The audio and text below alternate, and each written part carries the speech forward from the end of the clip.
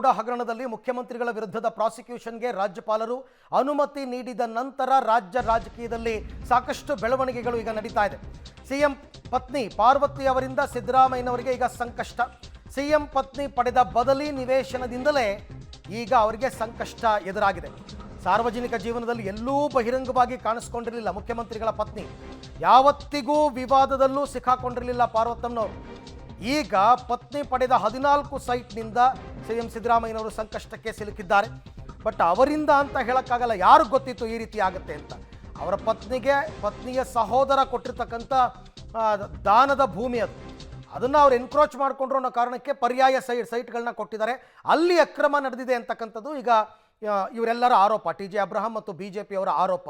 ಹಾಗಾಗಿ ಈಗ ರಾಜ್ಯಪಾಲರ ಅಂಗಳಕ್ಕೆ ಹೋಗಿತ್ತು. ರಾಜ್ಯಪಾಲರು ಮುಖ್ಯಮಂತ್ರಿಗಳ ಪ್ರಾಸಿಕ್ಯೂಷನ್ಗೆ ಅನುಮತಿಯನ್ನು ಕೊಟ್ಟಿದ್ದಾರೆ. ಈ ಅನುಮತಿ ಕೊಟ್ಟ ನಂತರ ಇವತ್ತೇ ಬಹುತೇಕ FIR ಕೂಡ ದಾಖಲಾಗ್ತಕ್ಕಂಥ ಸಾಧ್ಯತೆ ಇದೆ.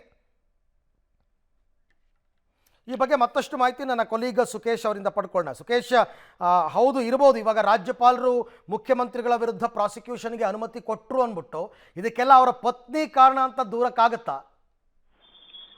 ಖಂಡಿತ ಇಲ್ಲ. ಯಾಕಂದ್ರೆ ಅರವಿಂದ್, ಮೊದಲನೇದಾಗಿ ಇಡೀ ಅವರ ಸಾರ್ವಜನಿಕ ಜೀವನದಲ್ಲಿ 45 ವರ್ಷದ ರಾಜಕಾರಣದಲ್ಲಿ ಒಂದು ವೇದಿಕೆಯಲ್ಲೂ ಕೂಡ ಕಾಣಿಸಿಕೊಳ್ಳಿ. ಯಾಕಂದ್ರೆ ಸಾಕಷ್ಟು ರಾಜಕೀಯ ಕುಟುಂಬಗಳಲ್ಲಿ ಈ ರೀತಿಯ ನೋಡಿರ್ತೀವಿ. ಅಂದ್ರೆ ಸಾಕಷ್ಟು ಗೊಂದಲಗಳಾದಂಥದ್ದು, ಪತ್ನಿ ಅಥವಾ ಮಕ್ಕಳ ವಿಚಾರದಲ್ಲಿ ಆದಂತ ಗೊಂದಲ, ಆರೋಪ, ಈ ರೀತಿಗಳಕ್ಕೆ ಬಂದಿದ್ರು ಕೂಡ 45 ವರ್ಷದ ರಾಜಕೀಯ ಜೀವನದಲ್ಲಿ 2 ಬಾರಿ ಮುಖ್ಯಮಂತ್ರಿ ಆದ್ರೂ ಕೂಡ ಯಾವತ್ತೂ ಕೂಡ ಮುಖ್ಯಮಂತ್ರಿಗಳ ಪತ್ನಿ ಬಹಿರಂಗವಾಗಿ ಸಾರ್ವಜನಿಕ ವೇದಿಕೆಯಲ್ಲಾಗ್ಲಿ ಅಥವಾ ರಾಜಕೀಯ ವಿಚಾರದಲ್ಲಿ ಎಲ್ಲೂ ಕೂಡ ಅವರ ಹೆಸರು ಬಂದಿರಲಿಲ್ಲ.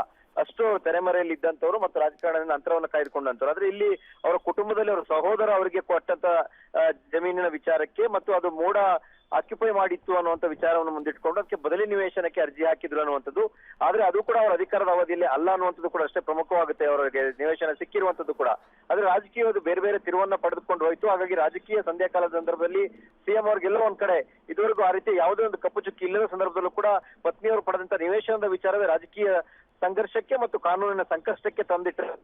ಓಕೆ ಸುಕೇಶ್, ನನಗೆ ನಿಮ್ಮ ಧ್ವನಿ ಸರಿಯಾಗಿ ಕೇಳಿಸ್ತಾ ಇಲ್ಲ, ಥ್ಯಾಂಕ್ ಯು. ಬಟ್ ಯಾವುದೇ ಕಾರಣಕ್ಕೂ ಕೂಡ ಇದು ಮುಖ್ಯಮಂತ್ರಿಗಳ ಧರ್ಮಪತ್ನಿ ಪಾರ್ವತಿ ಅವರಿಂದ ಸಂಕಷ್ಟಕ್ಕೆ ಸಿಕ್ಕಾಕೊಂಡ್ರು ಅನ್ನೋದಕ್ಕಿಂತ ಈ ರೀತಿ ಆಗುತ್ತೆ ಅಂತಕ್ಕಂಥದ್ದು ಗೊತ್ತಿರಲಿಲ್ಲ. ಬಟ್ ಈಗ ಬಂದಿರತಕ್ಕಂಥದ್ದು ಕೇವಲ ಆರೋಪ, ಅಗೈನ್ ಆರೋಪ ಮಾತ್ರ.